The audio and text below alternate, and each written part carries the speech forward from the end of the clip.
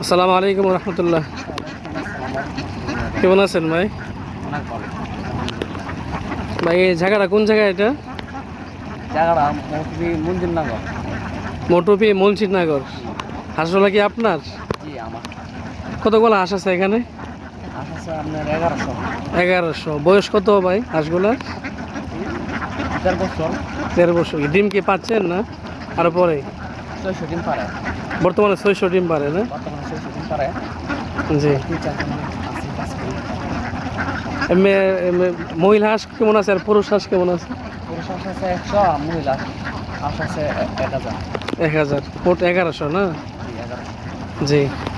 আর খাবার দাবার কি দিচ্ছেন এগুলোতে? খাবার দাবার বলতে পিট খাওয়াই, ধান খাওয়াই। জি। 2 বস্তা পিট প্রতিদিন খাওয়াই। 2 মণ 100 কেজি ধান খাওয়াই। জি। এই আর কি।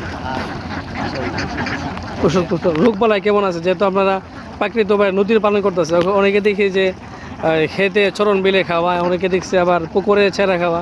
যে আমরা খেতে খাওয়াইছি আসলে। জি। বৃষ্টি লাগার পরে গাঙ্গ নিয়ে আসছি।